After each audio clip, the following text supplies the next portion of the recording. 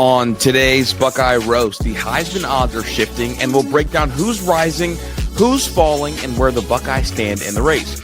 We'll also take you through a full national recap of Week 5, hitting the biggest results, the shocking ones, the surprises, and everything else all around college football.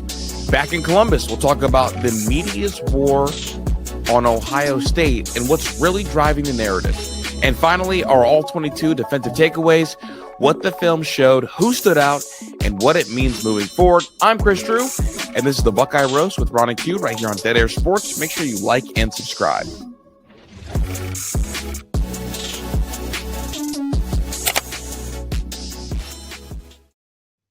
Good morning, good morning, good morning. We are back for another episode of the Buckeye Roast. It's your boy Ron James here with my guy QP Ski. Q, how you doing? Getting there, man. Getting there. Got past Monday. It looks like Tuesday. We're preparing for another Buckeye win, hopefully the end of this weekend. So, absolutely. You know the best thing about being 4-0. Chance to go 6-0. I guess you're just skipping over this colossal matchup against Minnesota in the Fighting PJ Flex, so much so that we will be doing a complete national recap and be doing very little talking about Minnesota. But we do have a recap of what we saw on the All-22 film later in the show. But Q, yeah. I wanted to see if you happened to catch James Franklin's post-game after their loss to Oregon. I did not catch James Franklin's post game, but I caught James Franklin's post game.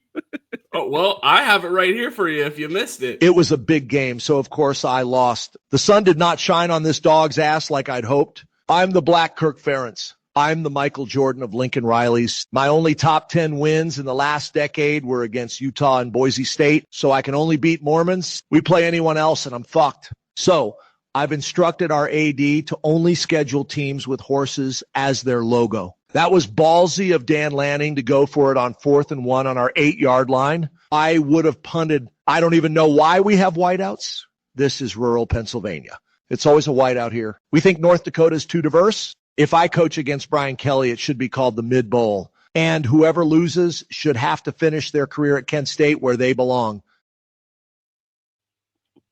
I mean, I think he hit the nail on the head. He's absolutely the Michael Jordan of Lincoln Riley's. I love the fact that North Dakota is too diverse. That's like my favorite line of that one. Yeah, we talked about it yesterday. I mean, James Franklin, like I said, they didn't play offense, so they absolutely had to. We heard Chris talk about, they say they played a little bit better than maybe I thought, but I was so bored that game. Also, I was drinking, so maybe that had some influence in it. But I was bored. I wanted Penn State to finally show up, and I have not got the Drew Allar, the prodigal son I have been promised. So glad we got Julian Sayin. So shout out to Quinn Ewers. I just had no idea that I was doing the show with Beyonce. I was drinking. We're just walking. What's that meme? Do something. I'm like, come on, man. The guy with the stick figure poking something with the stick saying, come on, do something. That game was awful. I text Chris in the third quarter, and I didn't text Chris. I text Loya, a Penn State fan, and I said, I hate your offense. And when I went to go open our text thread, I had a text from 20 minutes before that said, this offense fucking stinks. So you can't even make this up. Penn State fans hated watching that game. And then it had to have been that much more frustrating because there was like 3 different times where I said, I hope Ryan Day's watching and stole that red zone play. Like, I hate Penn State's offense until they get inside the 20. It's like, you guys are terrible. But if you do accidentally stumble into the red zone, you guys got some plays there unless you're playing Ohio State. If I'm Ohio State, I'm watching Penn State and stealing some of their red zone plays.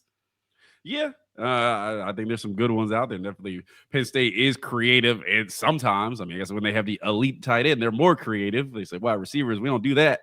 We'll find a way to get the tight end the ball. So, I mean, they were pretty creative running Drew Allar 9 times. I mean, that's pretty out of the box. My favorite is the fake toss on 3rd and 9. Let's give it to our dynamic quarterback back here and see what he can do. Oh, man. But, yeah, no, I think the only thing that made that game a little bit worse was that Alabama-Georgia was going on right behind me on the big screen. I could just hear cheers, and I'm just like, no, I'm trying to watch Big Ten football and it looked like Big Ten football as we have known it before.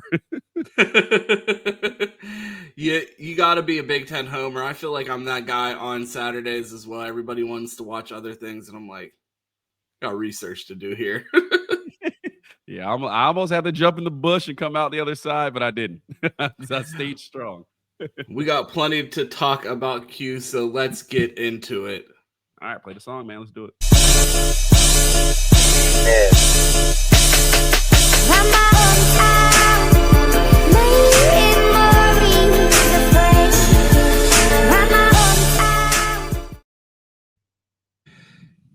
Q, we have Heisman odds. Yay! And we have a new leader on the top. I mean, these aren't even Heisman odds. This is the On3 Heisman poll, and that's what we use for our Heisman odds. And we have a new leader in poll position. And Oh, here we go. what are your thoughts with Dante Moore taking over the leader spot at number 1 over John Mateer, Diego Pavia? I feel like that shows you how unserious this list is that we have Diego Pavia at 3. Am I being dismissive of the lesser conference, the SEC, and their best quarterback, Diego Pavia, or second best quarterback according to this list? 5-0, second in the SEC. So we've heard. So they're balling out and ranked. You know, so we have John Mateer, Diego Pavia, and then an FCS transfer. Like, what are we doing, Q? And then 2 Miami players, one of them being a defender. This, outside of Dante Moore at number 1, entire list is just laughable. I think, honestly, Fernando Mendoza could be higher on this because if Indiana keeps winning, why not him? Yeah, I mean, that's a good question. I mean, shout out to Marcel Reed. I mean, he's looked solid at Texas A&M, so I'll give him some credit. But yeah, I'm like, I do I just not watch enough Reuben Bain every week? Because it's just like I understand Reuben Bain's a really good player, gets really good stats, especially. Do I need to send you some of his Batman edits from TikTok to get you more hype as him as a Heisman candidate? Send me something, because apparently he gets a pick 6 and 2 forced fumbles a week. Like, the fact that he is Ron, it's not even like he went out the top 10, then he had a really good game and he jumped back in. Like, he is firmly planted as much as anybody else is in this top 10 as far as Heisman odds or Heisman polls. He's been on every single poll that we've done this year. Yeah, that's what I'm saying. I'm like, I'm looking around the country and I'm like, I get it. Don't get to watch every game, but I see highlights and I'm like, am I missing like some Reuben Bain pick 6s or some forced fumbles? Like, is he having a Caden Curry game each half? Like, I'm just asking questions because I don't know how he's so firmly playing, especially with Caleb Downs, who's really done nothing wrong outside of not return punts because the coaching staff won't let him, and is playing as good as the country as anybody and has the name and star power. And he was up there for a second. They were like, no, you're out, Reuben Bain, you get to stay. Yeah, Q, I'm scrolling. I'm going to have to go look up his name to find how many sacks he has on the season. We're looking it up here.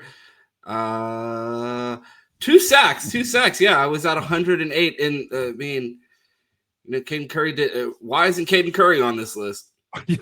like I've seen Miami play. I think Reuben Bain's a good player. He has a lot of effort.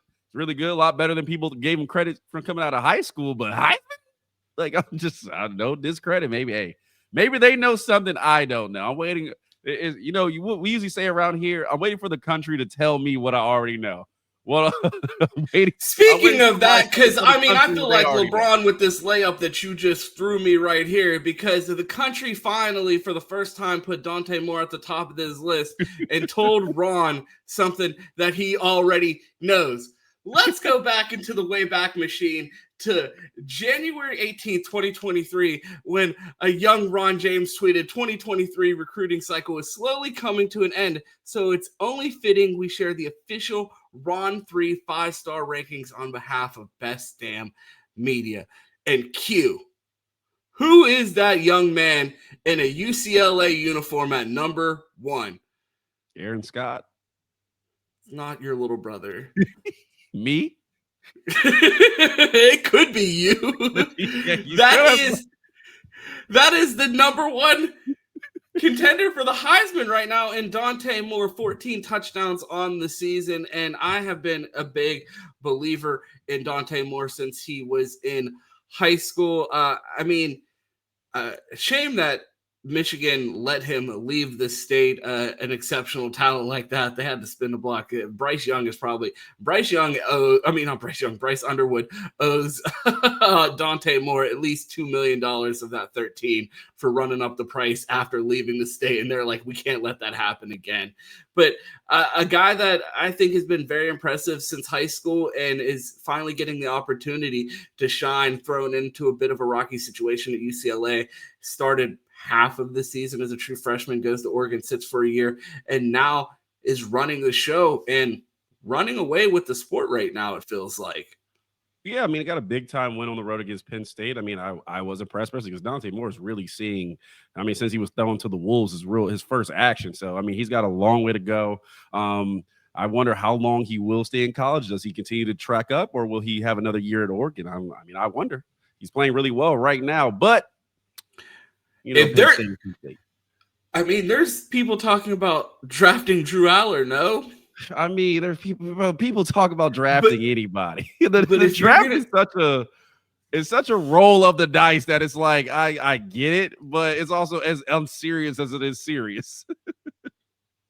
I mean, Dante Moore, 6'3", 206. I mean, you throw 10 pounds on him in the combine, he's gonna look great throwing the ball in workouts. I mean, I think this is his last year. If I'm the JKS kid down at Cal, I'm calling Oregon like, my dorm's still ready, right? Coming back. I'm just warming up. There ain't nobody in my room, right? I think Dante Moore is definitely. If you just want to talk draft projection, yes, definitely he could go to the draft after this year, especially if he continues to play as he is right now. But I mean, that being said, is that the best thing for him? But he's still young in his career, so we will see what he does. But yeah, I think he's playing really well right now. Obviously, Oregon fits the system for him, and they're giving a lot of trust. I mean, they're letting him do way more than I've seen Drew Allar do, or let him do way more than I've seen Julian Sayin be allowed to do. So, I mean, obviously, he's earning that number one ranking as it is right now, and we will see if he is able to continue that. But, yeah, I mean, looking down the list, it's a Heisman poll. I mean, I don't know, Ron. If we put together a weak performance, we might be in there. I mean, this I've never seen a more wide open Heisman race ever. Because, yeah, Dante Moore was he in the poll last week? Or he was at the end of the poll. He was like an 8 or 9 or something like that. Yeah, he was pretty low in the poll last week. Yeah, jump all the way up to 1. You would think he had 17 touchdowns and 1,000 yards at Penn State, but I digress. Yeah, man, it's crazy to see where it's at, but I think it speaks to where college football is at this season, and it's anybody's race for second place. Everybody's fighting to lose to Ohio State in a national championship. I'm looking at last week's odds. Dante Moore was 7th in Heisman odds. So, I mean, that's a pretty big jump. Just goes to show. I mean, like Joey Aguilar was on this list. I mean, Trinidad was on this list last week. Reuben Bain dropped. So, Q, I guess the voters on this poll are right there with you. Tommy Castellanos was at 2, and he fell completely out of the rankings. They're just putting names on a list at this point, it feels like. Yeah. You might got Tommy some credit. He didn't lose the game. Florida State lost the game. But better question: what does Jeremiah Smith have to do to get on this list? Like, I get it. He doesn't have 1 billion yards just yet, but I mean, he's had a pretty good game outside of Texas holding him in check. So what does he have to do? They held him in check by will. So what does he have to do to get on this list? Because it feels like it is missing some star power. Like, you look down this list, if you would have looked at the beginning of the year and been like, this is the Heisman poll going to week 6, you would have been like, okay, where's my EA Sports cover guys at? Well, speaking of EA Sports, they got some new management over there, so maybe some things will shake up. But, I mean, he is on the cover of the game, but outside of that, I don't know what more they could do. Chris previewed it at the beginning of the show. We're going to talk about this national media war on Ohio State, and it feels like it extends to this Heisman conversation when you have national media trolls that aren't going to say a good thing about Jeremiah Smith like Dave Portnoy on these national productions, and you have Booger McFarland like refusing to say Ohio State's name on these broadcasts, and it's just like, what is going on? You watch an ESPN game and they talk about Ohio. Watch ESPN for the day, and I guarantee they will not say the phrase Ohio State once. It's like there is a secret call going on where people are conspiring against Ohio State. We're going to get into it in a little bit, but Q, I feel like it extends all the way to the Heisman conversation because, I mean, we're in week 5, and Jeremiah Smith is objectively the best player in all of college football, and he's not on the Heisman list in a year that Vanderbilt's quarterback's at 3. Yeah, I mean, to be honest, I think he has a better chance of winning the NFL MVP right now than winning the Heisman according to this poll. Like, and we'll jump into it later, but I think this is one of those where college football feeds so much on big games and excitement and these shootouts that go down to the last minute. Like if Florida State somehow pulled out that win in a game they shouldn't have been in, Tommy Castellanos would have still been on this list and probably up in the top 5, but because they lost, they'll just move them out. Like they wait, because they what? What happened? Anyway, so they live so much on this excitement that it's like Ohio State just shut down Texas, made their offense completely boring, and walks out with a win where you felt the number 1 team really never had a chance. And it's like, well, that's not exciting enough, so no Heismans. It feels like with them not having anyone on this list that they're just destined to give it to the best player on the undefeated team. And with everybody playing for second place this season, sounds like a Buckeye's going to find a way to get on this list. They're going to go 8 weeks not being on the list, and then the last 4, it's going to be 3 Buckeyes at the top of it. Yeah, I feel the same way. I think there just hasn't been enough drama in Ohio yet to get somebody up there. We need, and I don't know if Ohio State's going to get the way they're playing defense, and we'll talk about it a little later. I don't think you're going to get it for a while. Well, I mean, fucking Reuben Bain's on there with 2 sacks. Caden Curry might be number 1 on the list next week. Once they must be behind on their stats. Well, the Notre Dame game was sexy, and I guess the Florida game was also sexy, even though it shouldn't have been. So that's why Reuben Bain alone. That's it. That's why he's on the list. They played some national worthy watching games. I guess. That's all I can give you. That's just my guess.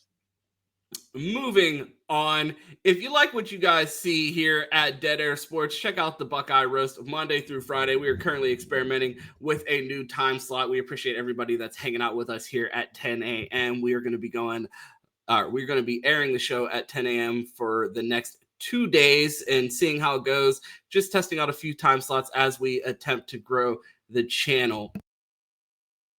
Ooh, make sure you like that video. Absolutely. Make sure you smash that like button. Q, I posted in the community a new place that I have been engaging recently. YouTube has a feature where it's essentially like a Twitter timeline attached to our page, and I've been trying to post consistently in there. And if anyone wants to post in there, we will probably highlight it on the show because no one's been doing it lately. So if you want to get involved there and want to see your content on the show, go ahead and post something in the Dead Air Sports community on our YouTube page. I posted something there this weekend, and it was a picture of Q. I said, we know he watched at least one college football game outside of the Ohio State game, which is way above his average. He might be getting caught up from the minors, the way he's been studying film. He makes an appearance at the number 4 top-ranked game, according to this list last week, which I called out as the most absurd ranking on this list, and it turned out to be one of the most incredible games of the weekend. Q, tell me about your Friday night outside of Florida State ruining your pregame. Ruined my Friday night before it started. Would you like to start with Florida State ruining your night, since that was earlier in the night? We could start with Florida State because I couldn't wait to call you despite knowing that you were out on your way to the TCU Arizona State game. I had to call you and rub it in that they lost. Where were you? How'd you see it? How did you find out? How are you recovering from having to deal with the fact that your team is a fraud?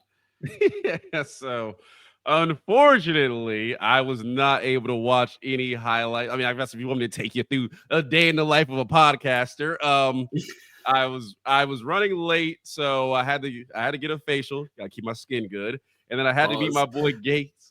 Not pause. But from an esthetician who is a woman, I had to get a facial. So because pre-show, we gotta bro. clarify that because you got it. Go ahead, take me through the life of this. And by the way, I want to preface this: these comments directly reflect Q and not me. This is all you, Q. Tell them about the life of. A day in the life of your podcasting, because my Friday, your boy's not a full-time podcaster. I got a real job, a 9 to 5. I take the hat off, I shut off the mic, I go to work. This boy Q, he lives a cozy life down in Arizona as a full-time podcaster. He's out here getting. You take it away. He jumped off. Okay. So every other Friday, unlike Ron, because I've already hit my 80 hours, I don't work. So that day I am a full-time podcaster. So what happened was, okay, so yeah, got my skin right, got my facial, whatever. So your boy Tristan gave you a facial, and then what? No add-ins. So I'm running a little late. So I'm starting to the Florida State game's kicking off. I'm running to meet my boy Gates so we can Uber to the game. Get to his crib. We're starting to Uber over. And of course, I'm like, well, let me check the score. Before I even do that, I get a call from some random podcaster out there by the name of Ron James, whoever that is, calling me saying, oh, I told you who's the best predictor in the game, blah, blah, blah. And I'm looking, damn, it's 21-21. I'm hoping Florida State pulls it out. Anyway, get to the game, and I found out Florida State lost from a Bleacher Report app update. Florida State goes down. Shout out to Bleacher Report, the best in the game. Yeah. Go ahead and ruin the score for me. So that's how I found that part out. But as far as the Arizona State game goes, wonderful weather because it rained, and Ron saw people out there in jackets. Yeah, they are a bit soft here when it gets under 80 degrees, but I was having a good time. So got to the game. I think there were more people in shorts in Happy Valley this week in Pennsylvania than there were in Arizona, and it was 20 degrees warmer. Yeah, it was a brisk 72. But yeah, man, no, honestly, that was the best $50 I might have ever spent. Paid $50 for the ticket. Seats were great. The atmosphere was unreal. Ron, my boy, I didn't even say this. My boy Gates said this. And Gates went to Kentucky. So he's seen all the SEC teams come through. Went there 4 years, has seen pretty much every team in the SEC. He said the commitment to rap music in the Arizona State Stadium is unrivaled. I'm talking Drake, Kendrick, Little just bumping, lights blaring. Between every other quarter, they have something going on, lights flashing, something to get the crowd going. I know the Woody's working on it, but atmosphere was amazing. Now, what was not amazing was Arizona State in the first quarter. They were awful. TCU went up 17-0, and we're like, damn, okay, we picked the wrong game to come to. It might just be us. Right before that, they hit a deep shot to Jordan Tyson and basically cut it to 17-7. Score again before the half. They had a fumble, or they probably would have tied the game up. In the second half, it was absolutely amazing. I don't know what happened to TCU's offense. I think they just left the building. But the biggest takeaway besides the atmosphere was Kenny Dillingham has to have, in a major pause, the most steal balls in college football. Because the fact that the game is Ron, listen to this. The game is tied, right? And this is for people who didn't watch the game. The game is tied 24-24. Arizona State is on the 2-yard line with a minute left. Instead of going for the field goal, they decide to go for it in a tie game, knowing well if they get stuffed, that's a fireable offense. I'm talking fireable offense. Luckily for them, because I think they did get stuffed, they got a full start penalty. So then they had to kick the field goal. Then the game ends on an interception. So I'm talking, Ron, if Ryan Day did that, Ron's Twitter would be ablaze with his decision making to have the balls to go do that. That's what there's no other way to describe it. He was like, my job is worth this touchdown. But overall, game was crazy, amazing. Win in the final minute. I think, Ron, you were watching on TV, weren't you? I was not. I was, what was I watching? You were texting me during the game. Yeah, I might have been in Discord or something. I do not think I had the ending of the game on. I think I got an app notification and text. Like, I had kind of a similar situation to you getting the Florida State notification. I got a notification that game ended because I remember the first time I texted you during the game, they were losing, 17-0? Yeah, they're down 17-0. And I made the joke, like, yeah, great game to go to. And then I got a text back at like 21-21 and then got the notification that they won. And I was like, wow, Q actually did end up with a good game. And apparently the graphics person, man, shout out to them. Still haven't figured out who this was that I stole the graphic from, but you're getting better at this. Shouts out to you. Yeah, they could probably be two behind Alabama, Georgia, just because that's just such a bigger game. But yeah, no, the atmosphere was crazy. I'm gonna try to go back for Texas Tech, but it was a lot of fun. The crowd was jumping, man. I mean, it's just a great experience. So now I'm really excited to get to the shoe and see what this AD is talking about. Because if it doesn't rival that, fire who's ever putting the game on and go hire people from Arizona State because they know what they're doing. Yeah, Josh Pate had something similar to say about Georgia. It'd be interesting to see what people. I mean, and shout out to Ross Bjork. They said things are getting better at Ohio State games. I haven't really seen any complaints. It sounds loud every week there, so I hope people are having a good time in the shoe right now. Is Arizona State the best job in America? Because honestly, I think it has to be the easiest place in the country to recruit. There's no way that between the stadium atmosphere, if you're recruiting on NCAA 26, campus lifestyle, A+. Like, that is a school that you want to be at. I don't know. And in the weather, like, I don't understand how they're not a perennial playoff team going forward. With a competent coach. I mean, I think the biggest downfall for ASU is they're in the Big 12. If they didn't luck up and end up in the SEC or something, because they would be in a lot better path. But yeah, I mean, I didn't know that. I really didn't know the atmosphere was going to be like that. Like, I was like, oh, people are probably ready to go get drunk and party afterwards. It's like, no, student stays is full. They're just you. Yelling all game. The people around us were amazing. I had a guy, he was a TCU fan next to me the whole time. We were talking. He's telling me about the team. Like, they were good sports. Like, it was just, and I was like right next to the TCU visitor section. So they were very loud early and very quiet late. But I mean, yeah, the crowd was bumping. Even the alcohol wasn't that expensive there. Got a couple drinks, it was feeling good. So yeah, definitely got to get back. But yeah, I don't understand how you can't recruit there. I mean, you have all the resources at your disposal, plus some. Exactly. Like, this guy, he needs to do better. I need at least 2 playoff wins out of him with the resources that he has around him. Yeah, I think the only thing that, and I don't know how they don't have this. I know Dillingham was something, they don't have an indoor in the summer. That may be the only downfall because I don't understand how they practice in the summer with no indoor. And I'm talking about it's 99 degrees at night. Like middle of the night, like 3 a.m. So imagine practicing at like 7 where the sun's actually up. Like, that's the one thing I'm like, what are we doing? Other than that, we got everything else. They're out there building character, Q. You could learn something from it. How much character do you need for a stroke? I was about to say, are they building character or heat stroke? One or the other. Yeah. Q. Both. We had the word chaos on almost every thumbnail last week previewing week 5. And I'm looking at the complete result of the FBS matchups. And as I'm counting them, there are 1, 2, 3, 4, 5, 6 overtime matchups this weekend. Which one would you like to start with? I don't care. We're starting with Georgia Tech, Wake Forest. Georgia Tech. Haynes King, as anybody who watches this program knows, I call him the most electric player in the sport. Noticeably absent from the Heisman odds, right?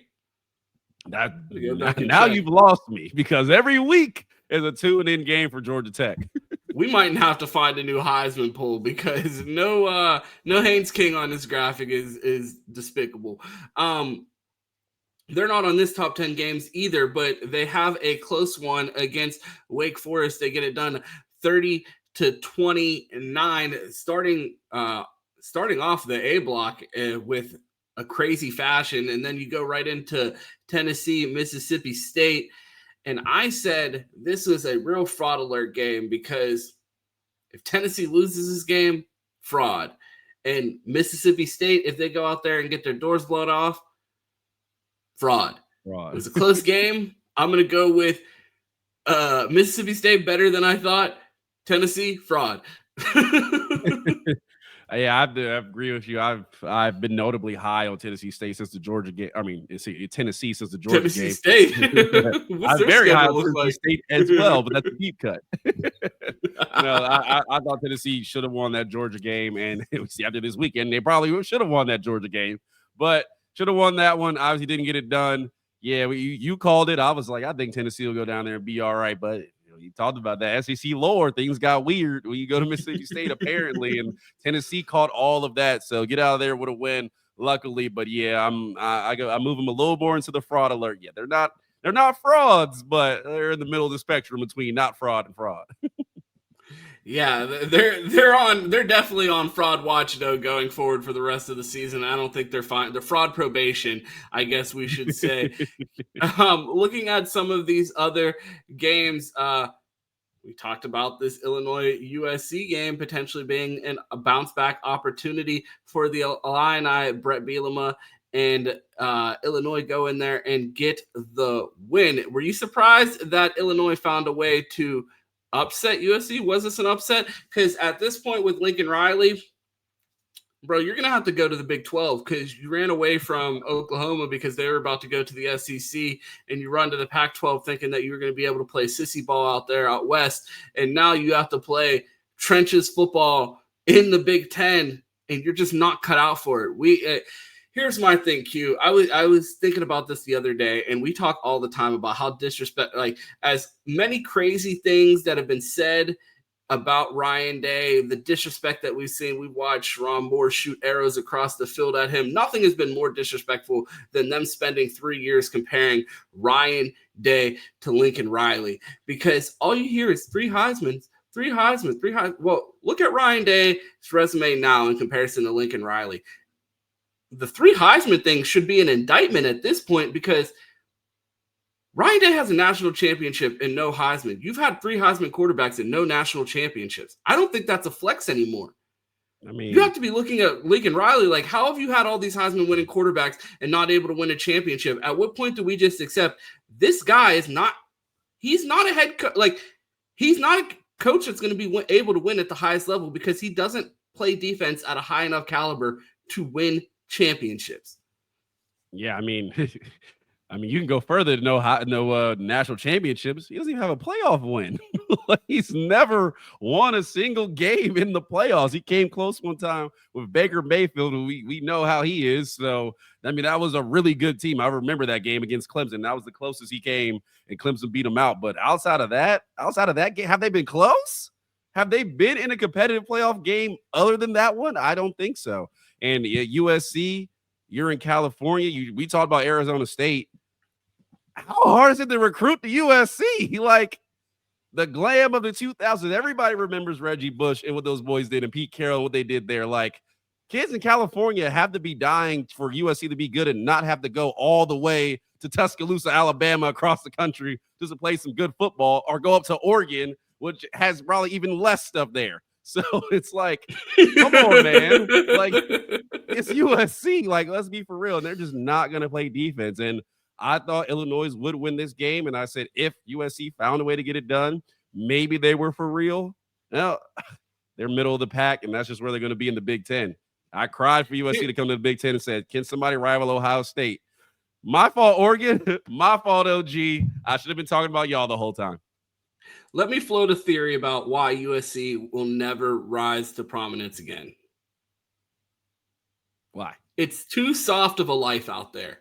It doesn't rain. You need a level of anger and physicality that requires a certain level of unhappiness in some form to play with that level of violence, and you're just not going to get it living in LA. I don't believe it. It's just not possible. With that, you cannot live in LA with that much money in a place where the weather is that perfect and want to go run into people at full speed. I just don't believe it.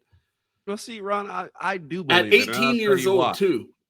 Yeah, I do believe it. I will tell you why. There's a lot of trenches in LA, all right?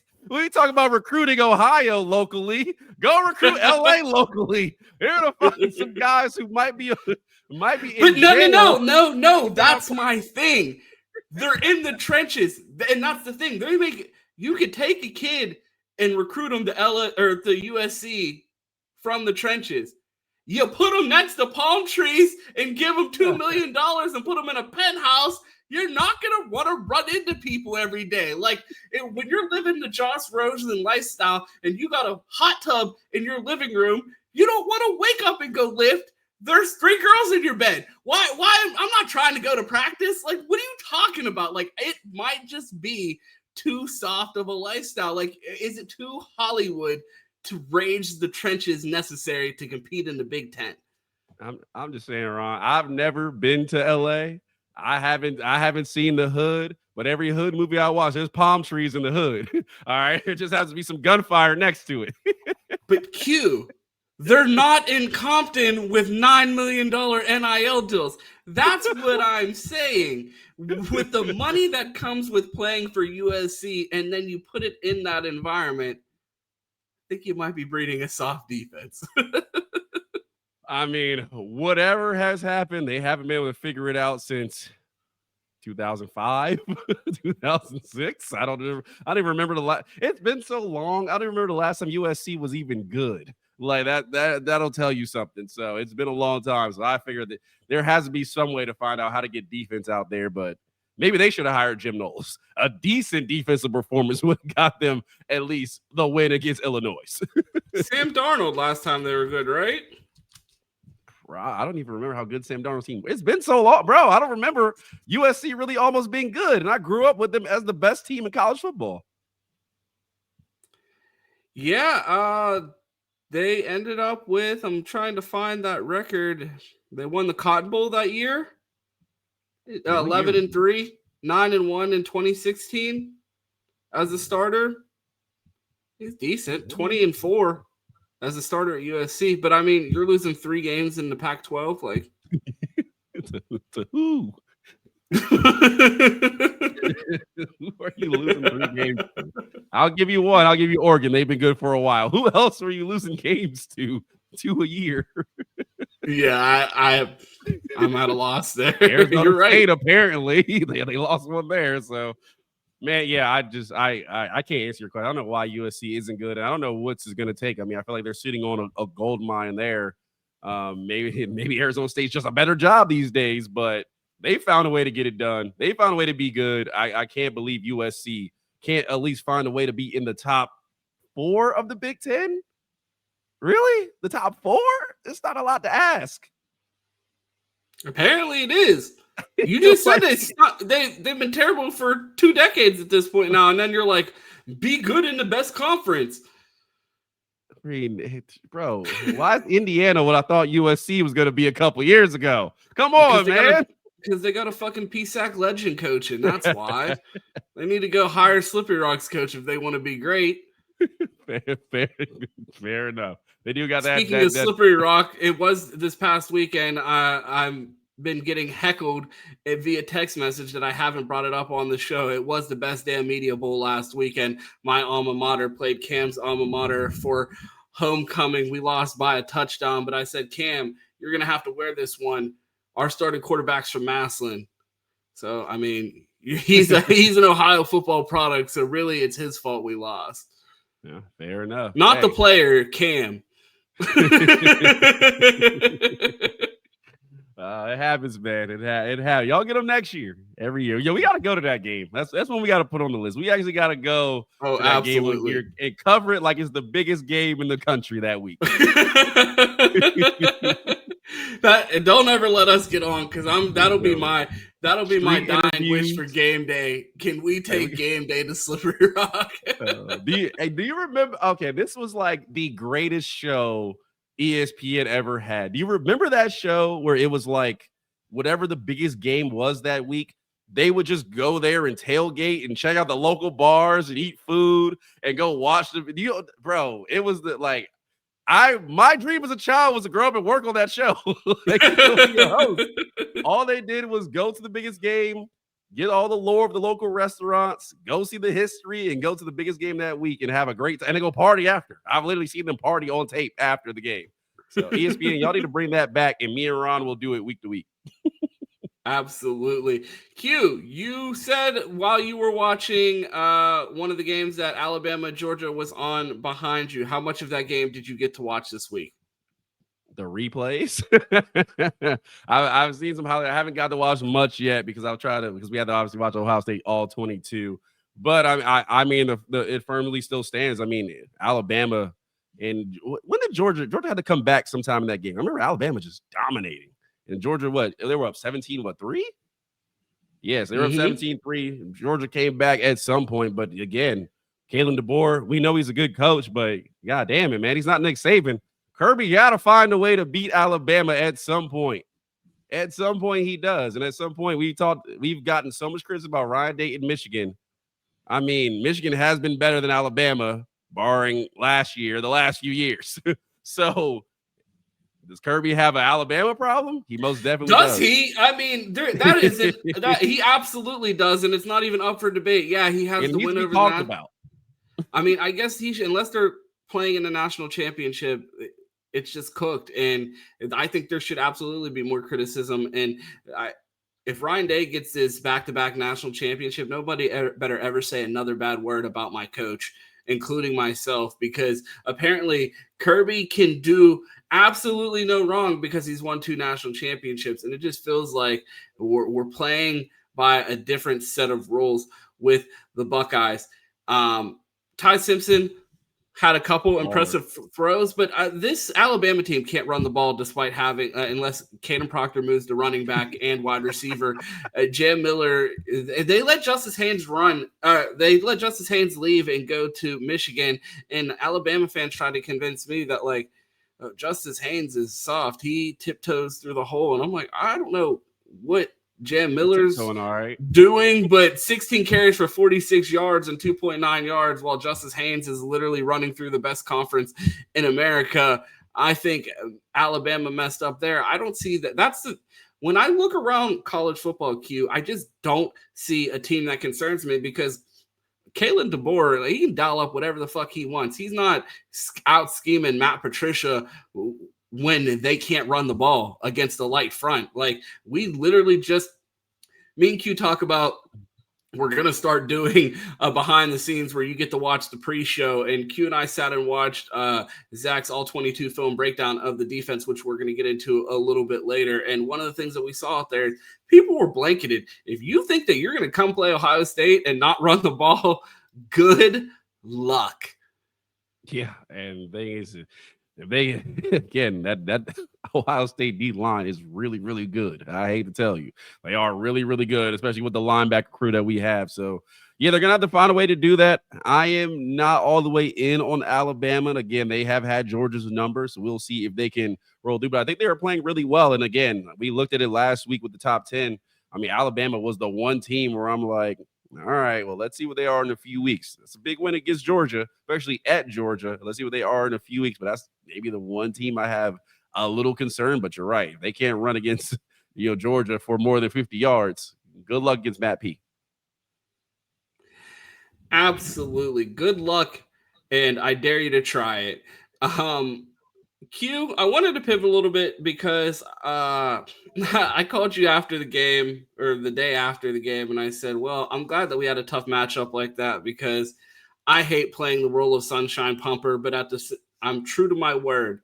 If they don't give me anything to complain about, I'm going to get out here and lie. So I haven't had anything to complain about because as long as they're doing what they need to do and dominating, no complaints here. I just sit and watch my team and enjoy it week in and week out. And this is like the first game where it was like a little bit frustrating at the beginning, but for the most part, Buckeyes still handled business. But for some reason, it just continues to feed into the narrative of the national media of not wanting to respect the Buckeyes, despite all of the evidence in front of their face, despite them being in the national championship champions, despite them having one of the best coaching staffs in the country, the best player on offense, 2 of the top 5 best players in the country on defense. And if Caden Curry keeps playing like a Bosa, he's going to be in the conversation for a top 10 player in the country. He keeps balling out like that. Q, listen to this narrative and how the tone around Ohio State is currently. There are 2 voices that I have, one on each shoulder right now with Ohio State. And one of those voices keeps saying, we still don't really know about Ohio State. And then there's this other voice that says, are you going to do this all year? You keep trying to discredit the opponent after Ohio State beats them. You discredit Texas. Oh, we still got to find out about Ohio State. Okay, well then they go to Washington, and you tout Damon Williams and the home field advantage there, and they shut all that down. Yeah, they only had like 6 offensive possessions, which is crazy. We still got to. It's one of the slowest pace of play teams. We still got to figure Ohio State out. Hey, maybe it's just complimentary football. Maybe that's the way they're going to play this year. Or maybe they've looked and they've said, we've got a suffocating defense, and Matt Patricia has worked 2 really good offensive staffs now. We don't have to put the pedal down offensively. We can afford to take our time. We got incredible wide receiver talent, but in many cases, the only way they could have lost this game yesterday is if they tried to force things with Julian Sayin. Q, why does everybody want to lean towards, well, I need to see more? And I think you hit the nail on the head with, there's a moving goalpost week in and week out. They tell us before this game that Damon Williams is one of the most dynamic quarterbacks in the country. He's so fast, negative 28 yards. Denzel Boston, he's a potential first-round wide receiver. What do you have, 30 yards? If that. I just watched them play a whole game, and I still don't know the running back's name. Like, Q, like, what are we doing here? Like, you go out and beat these teams, and then they move the goalposts, and it's like, well, maybe Washington wasn't that good. Arch Manning was the second coming of Jesus Christ, and then Ohio State goes and puts him in a straitjacket. Oh, maybe he has an injury. Oh, maybe we overhyped him. Like, or maybe you're watching the defending national champions come out and put belt to ass with a bunch of, and I love this new moniker that they're taking on as the no-names on the defensive line and on this defense. And it's like, they're not no-names to, it sounds crazy to Ohio State fans because we've known these guys since they were in high school. But like to the rest of the country, when you heard Ohio State was bringing back, or not bringing back 8 starters on defense and going to have 8 new starters, you think, oh, wow, returning production, there's no way they're going to be able to compete. We're like, oh, no. Like, there's so much talent sitting behind them that, like, there were at times where we're like, there's probably people that have been on the bench that think they should be playing more. And the biggest concerns were the depth behind them, and people have been filling in admirably. The Buckeyes have been showing the depth that they have, and I just don't know why people continue to doubt this team. And it's just crazy I expect it from casuals, but people that are paid to talk about this and cover the sport and actually watch games, I don't understand with what type of bias you have to go out and watch. Like, here's my thing. What offense have you seen in the country that wants to play Ohio State's defense? None. I mean, there's not really I fear, and I hate to tell you, Washington has playmakers, and I guarantee you we're not going to see another quarterback as dynamic as Damon Williams. I'll give Bryce Underwood a little credit, but he is not that quick in short space. If you let him run with no one in the middle of the field, he's going to look dynamic, but also I will look dynamic if you just leave the middle of the field wide open. You're not going to see that again, and that was really the only reason Washington got any yards. If you really think about it, Damon Williams sat back there with all day to throw because they're like, we're not going to let you run all over and cause havoc and make our secondary players turn around and make tackles. We're just not going to do that. You take that away, Washington with 3 dynamic players had nothing. besides holding. That's all. That's the only thing they had on offense was holding, because we saw a lot of that, but that's just an Ohio State thing. We get held. It is what it is. So, I mean, national media, I don't really know what they're watching. I look across the country, and Ron, this is like a weird year, because when I look across the country, I'm like, is there anybody out there? Like, I'll give Oregon some credit.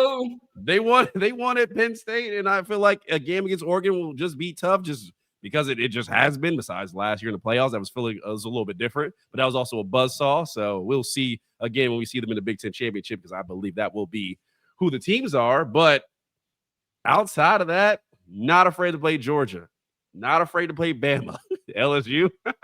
Okay, Ole Miss. All right, like, who out here am I looking forward to? And I get it. Every dog has his day. Like, maybe Reuben Bain just comes out against Ohio State and throws 300 passing yards and has 2 sacks. like it's gonna take something crazy for us to really be in a game where I'm like, holy shit, because I haven't seen it.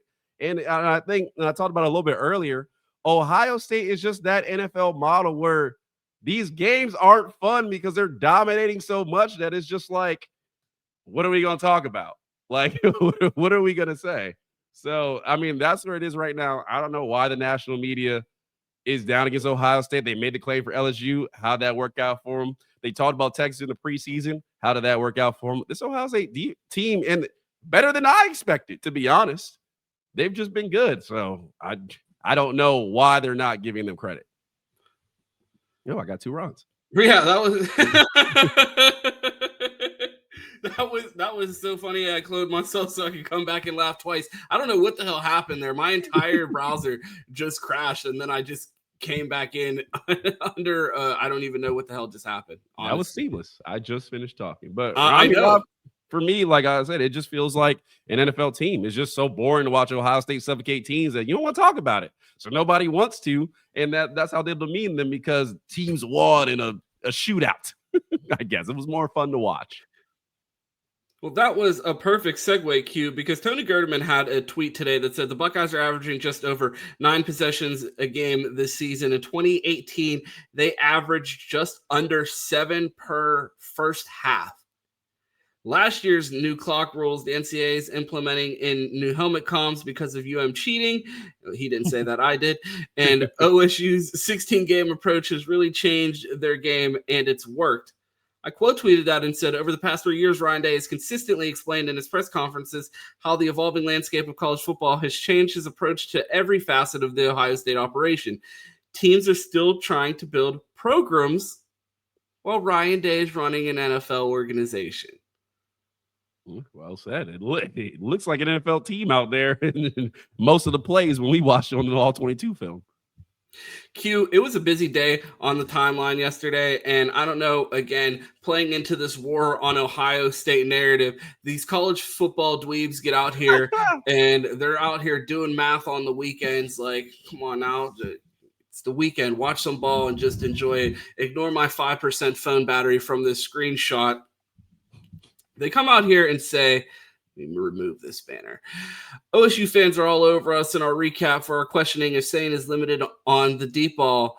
They say we don't watch games, but here are the facts. Sayin is 98th nationally in throws of 28-plus yards with just 9. They ignore the fact that he's number 1 in completion percentage of throws and 20-plus yards. They don't watch games, and apparently they don't fucking know stats either. Tied with Jackson Arnold and Drew Allar. Just 6 of those completions had 25-plus air yards. With 9 throws, it's easy to chart. And then he goes on to chart them. Badly underthrown ball. Carnell Tate comes back to catch a 40-yard. Q, what's that? What TD? What's that stand for? Touchdown, I do believe. Okay, he's trying to convince me that a 40-yard touchdown is bad. I move on. Seam route versus Grambling, caught at 15, and the yards after catch for a – you said TD stands for touchdown, right? Yeah, I'm pretty sure. Those are good. How many points do we get for those? More than field goals, right? Yeah, 6, right? Okay, cool. Curl versus Grambling, catch and run route by Thurman for 20 yards. Didn't he just ask for passes over 20 yards? Oh, you named a few. You know, it's funny enough. I remember a play last year in the game we just talked about, Alabama and Georgia, where Jalen Milroe underthrew a ball to Ryan Williams, and he went back, and that's how he got separation and caught it. Oh, what Q? You're jumping the gun. I'm not done. He continued to go on and chart. Go we got more. versus Grambling. Good 40-yard throw. Okay, so we're 3 bad touchdowns, and now we're up to a good 40-yard throw to Smith, who is wide open after a bust for a TD. Okay, so 3 bad touchdowns, one 20-plus yard play, but that doesn't count, and a good touchdown. Okay, so this guy, Julian Sayin, sucks, according to these nerds. Play action versus Grambling. Deep post to Tate for 40 yards. Okay throw with a lot of air versus deep post with no safety. 40 yards. I was an analytics major.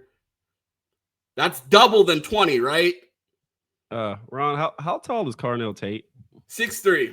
Do you think his defender was taller or shorter than him? I would go with shorter, being that most cornerbacks tend to be shorter. Very underthrown go ball versus Ohio that goes for there's that abbreviation in touchdown, because Tate beats the quarterback by 5 to 10 yards. Screen pass versus Ohio. Play action versus Ohio, caught by Smith for another touchdown. Okay, throw with a lot of air versus the deep post. Empty set versus Ohio, caught Tate for touchdown. So this guy's argument is Julian Sayin is not good because of 7 touchdowns and 3 pass. Okay, 3 times he cleanly hits a deep post with no safety. All 3 times with this is more good news, but this guy sucks.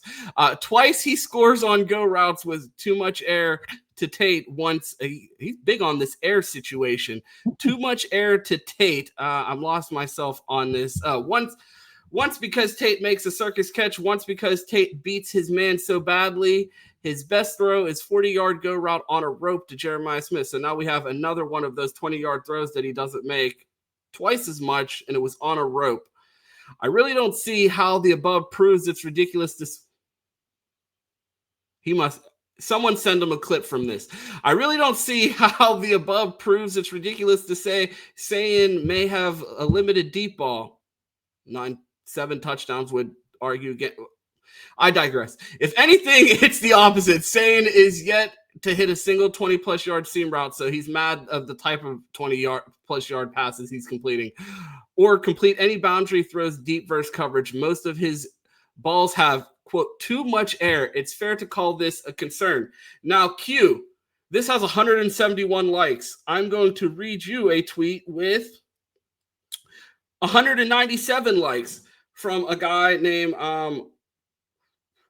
Ron James. Here we go. Yeah, you heard of him? Oh, yeah, just maybe once. Okay. Here we go. It's most likely because Ryan Day has discussed this before, and I provided a quote from Ryan Day. Mind you, this guy is big on the air yards and types of passes from Julian Sayin. This is a direct quote from Ryan Day. The more air you put on the ball, the more margin of error you allow the receiver to come back and make a play or get PI. When you throw a flat ball there, you've got to be on the money, and you've got to be exact. And when you're in those one-on-one situations, we've got to give our guys a chance. So we've got to put, Hugh, help me with this word, AIR. What's that? That would be air, right? We have to get air on it. We've got to give them a chance to go get it. Feel free to get it out in front of them and make it a great ball. But if you do, and you miss a little bit underneath, these guys have a chance to go make a play. It's exactly what happened. Julian Sayin then followed that up in the press conference and said, Coach Day and Coach Fessler always are telling our quarterbacks to throw the ball high so they can adjust. They made 2 great catches, and I was excited to see them come down with them. Should Julian Sayin be listening to the college football nerds or his coach Ryan Day, national championship coach Ryan Day? I mean, I know he doesn't have 3 Heismans like Lincoln Riley, but I think he might know more than the college football nerds. Well, I mean, you know, the college football nerds did call the greatest player of all time Spencer Rattler, a few years back. So They have a lot of credibility going there. Again, if you're throwing a bunch of bad passes that end up at touchdowns, then don't throw any good passes. Like, have them high and behind wide receivers if that's the result that happens. Yeah, I believe Julian's saying, and they're going to cut out all of his throws. He's been putting the ball on a rope. A lot of times with Max Clare in these intermediate routes, he is cooking, and he's efficient. What was he last game? 10 of 10 of yards under 10 yards. So very efficient. The only thing holding back Julian Sayin is a guy by the name of Ryan Day, because he doesn't want to put too much on his plate, and he wants him to be ready to go and built up by the time we get to Michigan playoff time. So it feels like this should excite Ohio State fans, because the national media is twisting themselves in a pretzel to try to find a way to criticize this team. Mind you, this is supposed to be a criticism of Ohio State. I'll continue to go on. Ohio State is hyper efficient on is that bad, Q? Hyper efficient offense right now, paired with the best defense in the country. Georgia won a couple national titles like that. All right, but we were equally critical of Bennett at what the fuck are we doing? Comparing him to Stetson Bennett, because the lack of explosivity, mind you, this guy's throwing to Jeremiah Smith and Cardinal Tate, and this guy's worried about lack of explosivity, makes you vulnerable to a hot team like when Georgia got blown out by Bama in 2021 SEC championship game. And in a 12-team playoff, you're probably going to have to beat a red-hot offense at some point. Mind you, Ohio State probably has a red-hot offense at some point to win a title, so it's a very fair long-term question. Q, this dude not only got dunked on by me, he got dunked on by our guy, Daniel Wetzel. How many incompletions does he have and throws over 20 yards? Set a trap for him. At least one.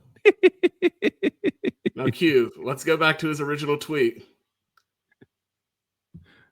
Sayin is 98th nationally in throws of 20-plus yards with just 9, tied with Jackson Arnold and Drew Allar.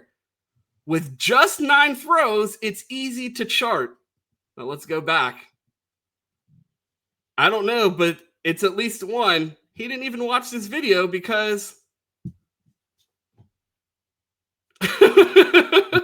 a single drop and then an incompletion on a play that did not count because of a flag. This guy charted 10 of these such throws and came away with the fact that he threw 7 touchdowns on them, that there's too much air on his passes, and that could be the thing that derails Ohio State's national championship. I hate to tell him. I think Julian's saying he'll be a little better with Stetson Bennett. I also hate to tell him we just saw that Heisman polls list, and there's no Bryce Young on there. So the fact that if this team is playing like 2021 Georgia, if 2021 Georgia was currently in college football right now, we'd be talking about them as like, oh, they might win another one, because there's just no teams out there that you're going to run into like that as of right now. Now, I will say Julian saying this is, redshirt freshman year. He's just starting. I'm maybe confused. There's a guy by the name of CJ Stroud who played his first couple of games at Ohio State. Wasn't perfect, a lot of talent, looked good, probably a little worse than Julian Sayins has looked now, and we saw what he ended up being. So I'm here to say, if Julian Sayins is going to throw bad balls all year to end up at touchdowns, I'll take it. If he's going to be 98th nationally and throws over 20 yards, I want to see who the first 97 are, because the scoreboards I see from the weekend ain't adding up, or defenses in college football have turned to high school defenses. One of the two. They both cannot be true. Did ESPN start giving out a trophy for passes and air yards over 20-plus yards? No, not yet. I know we're constantly changing this national championship format, but I don't think it's gotten that crazy, has it? Called the Bob Cousy Award. He used to throw a lot of deep passes to Bill Russell. I mean, I love stealing this line from Stu Gotts. It's probably my favorite line in all of sports radio. And he goes, "It's my favorite stat. I don't want to hear about box plus minus. I want to hear about rings plus minus. You put his rings in a box and this guy's rings in a box, and who has more? That's the stat." Like, That's all I'm worried about. And if Ryan Day's coming out here and winning championships, I don't care how it looks. Yeah, and the biggest criticism of Julian Sayin so far this season, they ain't letting them ball. Like, no one is out here saying, man, I'm sure worried about Julian. We're saying, man, I'm worried about Hartline and Ryan Day not letting Julian do what we are seeing him do every Saturday, which is go out there. He has, 3 interceptions? 1 bad ball. The other one was a tip, and the other one was just a random where he threw it straight to the lineman because he was getting sacked. Like, I remember one really bad pass by Julian Sayin all year, and that was the late one to Cardinal Tate. Outside of that, I've had no complaints. And I don't know. Maybe we should check in on Jeremiah Smith and see if he doesn't like his stats right now. Or let's check in on Cardinal Tate and see if he doesn't like the balls he's being thrown. Maybe we should ask that. Have them on the show tomorrow. We have a jam-packed guest list. I don't know if we'll be able to fit them. I'm just saying, we should ask those guys. Maybe there's something we don't know because we're not playing in the game. Yeah, definitely not there, Q. But some things we do know.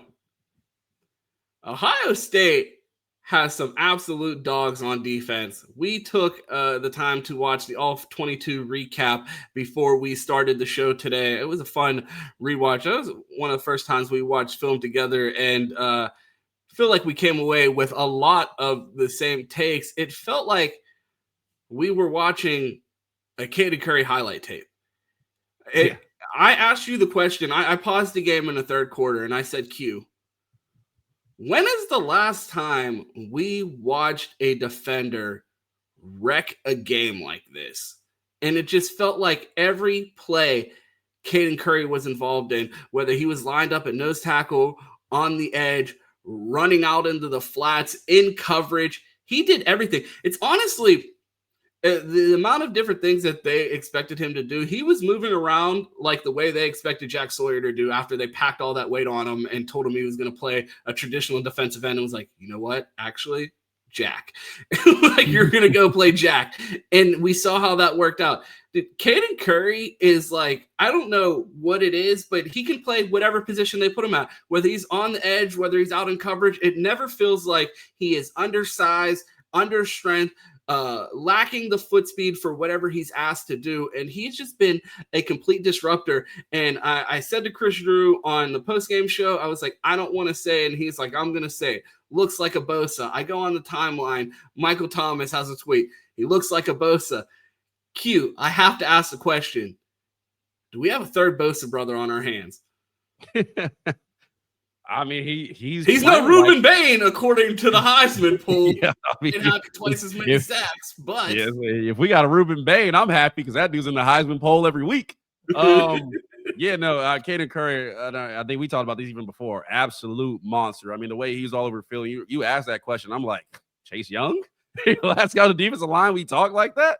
Because it's been years. I mean, obviously JT in the Penn State games, and obviously that playoff run they had last year was almost a breath of fresh air. But this guy's doing this in the regular season, week to week to week. Let's talk about a guy who we came into the season saying we brought Bro Axon in. Caden Curry might not play that much. Caden Curry should not leave the field, is from what I'm seeing right now. He might need to get some snaps in and running back, backing up Bo Jackson, because he can do no wrong currently as it sits. No, he was an absolute monster. And one other thing you talked about it was the coverage. They wanted to keep Damon Williams in the pocket.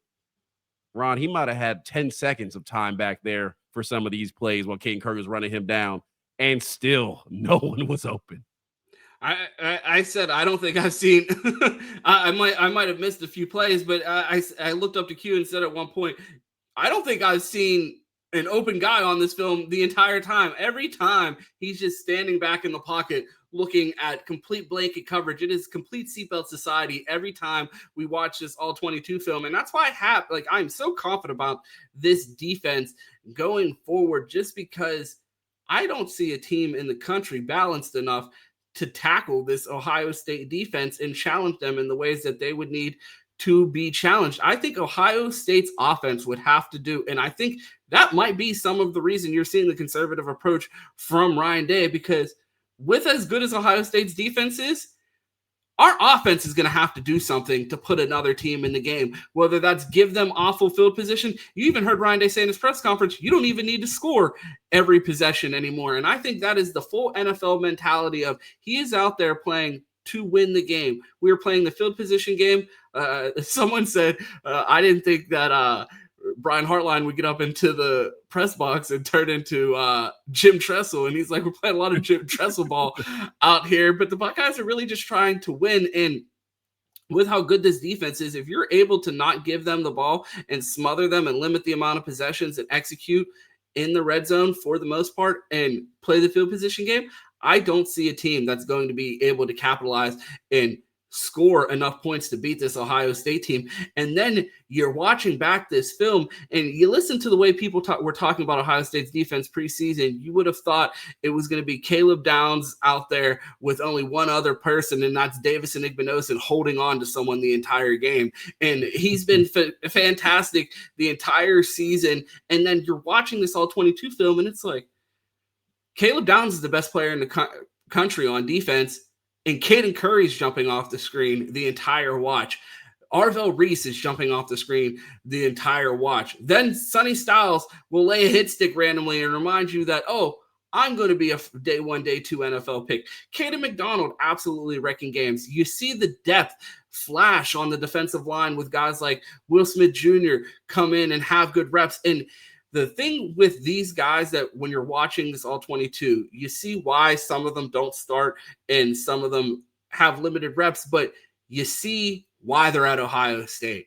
Every guy that you've watched play on defense so far at Ohio State this year, you've watched them flash and see why they're on the field, why they're getting these reps, and you're just waiting for that consistency to continue to develop. And I think they are talent heavy enough at the top of both sides of the ball that the depth has enough time to come along. And even the starters, we watch Arvell Reese make mistakes out there while he's still one of the best players in the country. There's still things to improve on. And that has to be so exciting for Ohio State fans to watch this team and know, hey, we're getting better in 18-point victories and still learning and have things that we can correct. That while we're sitting here talking about, I don't think there's a team in the country that can beat the Buckeyes or have the weapons on offense or a complete enough team to challenge Ohio State right now. There's still tons of room to get better. I don't even think they're in full Death Star mode yet. Yeah, they're not. I mean, you look at the other tackle position. I think we all know Edric Houston is the guy. He has the talent. For the hero Canoe walked out the door, because if he was on this defense, there's really no questions you could really Cancel ask. Christmas. Yeah, as well as he's playing at Texas, there would be no questions you could ask. But waiting on Edric Houston. But outside of that, I mean, you think about it, Arvell Reese, he looks at times like the best player on this defense. And then Caden Curry gets your attention. The Caleb Downs shows back up. Davison Igbinosun is the blanket society outside without the holding. Like you would think. And then Jermaine Matthews, you don't even realize Jermaine Matthews is on the field. Like, you only know Eggy's out there if he holds someone, and Jermaine, you don't see him unless he intercepts it. Yeah. I feel like Igbinosun should have transferred to Texas this offseason. Like, should have been Hero Canoe. It should have been him, because they definitely hold over there. So he is very off-brand to what he looks like right now. Man, I would say if this defense is not finished, if things hold currently with at least 4 All-Americans, the voters literally should be put on the firing line. Because these dudes are balling, and it's so many. It's like it's one of those. It's like when everyone's super, like no one is, and that's just this defense. Like you think about guys you thought you would have missed. Lathan Ransom, really good player last year out this defense. Jalen McClain has walked in, and you're like, okay, like every time I watch Jalen McClain, I'm like the foot speed. Yeah. And it's like he's not a huge player, but he's moving at such speed. It's literally like getting hit by a bullet out there. Yeah, he's hitting. Like it's like Lathan Ransom still here. Did he just grow his hair a little more and change his jersey number? Like, is he still here? I mean, you look out there. Denzel Burke left was a really good corner here, and it's like we've upgraded at corner, and we got a 5-star freak show who's starting to creep his way onto the field. You just look around this defense, and it's like, yeah. If there's not 4 to 5 All-Americans, like honestly, I really have questions to ask. What do you need to do? Because maybe Davidson needs a couple interceptions, but outside of that, for just stats padding. But outside of that, like you're not getting better, and this defense has given up 2 touchdowns all season, 1 to the number 1 team. And you talked about field position, 1 to the number 1 team in the nation who was inside the 50 the whole half of the second half in game 1. and barely came away with a touchdown. I don't know what to say, man. It's suffocating, and I feel like I need to go look up what the voting process is for the Broyles Award, because I need to get in people's ears right now, because if Matt P doesn't win it, I mean, what are we doing? I'm ready to give him the award right now through 4 weeks, and we've played Grambling in Ohio in 2 of the 4 games. And you talk That's about the reputation, Jim Knowles. I mean, not the one he left out with, but the one he had while he was here. Of like, we said at times like, dang, can Jim Knowles get some help? Like Ryan Day's office supposed to have it together, and we got Jim Knowles over here holding up for dear life, and that's how good his defense was, and completely shut teams down on the way to a national championship. This defense is better. That's what I'm saying, right? We're like, Ryan, can your defense help? And then Ryan's like, no, I'll just hire Matt Patricia. He's like, I don't even think we need to score that much anymore. The fact that Ryan Day's like, I mean, we don't even really have to score every time we touch the ball. This defense is so good. I'm like, all right. Someone around the nation is going to have to show me something, and I don't want to be disrespectful. The only team that I feel like deserves any modicum of respect is Oregon right now, and Miami.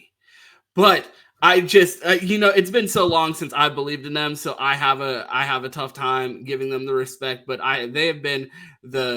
Oregon has been the second most impressive team. I think Miami has been the third most impressive team. It's going to be cool to watch them battle it out for second place this year, but it looks like the Buckeyes are going to roll, man. And bro, if it keeps looking like this, we're going to be having Saban era conversations and thumbnails coming up here soon. But I'm going to pump the brakes on that. But Q, if Ryan Day runs off another national championship and returns his quarterback and the number one wide receiver in the country, man, hold on to your transfer portal players tightly, because we're going to be reloading for a third run. We're gonna have players fighting. Players gonna be fighting to come in and play in this defense with Matt Patricia.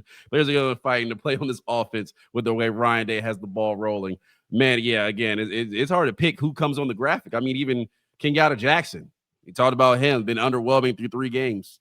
Pretty good game here on Saturday. He's starting to flash out. If he is anything that we talk about in the preseason, it's even more scary, man. It's just, there's just so many guys on this defense that are playing well at one time. It's just like, you couldn't have dreamt a better like, there's no way somebody you could have predicted this walking in. Like in the season, we said, okay, we got Matt P coming in. He's an NFL coordinator, but who would have had the balls to say this defense is going to be better than last year?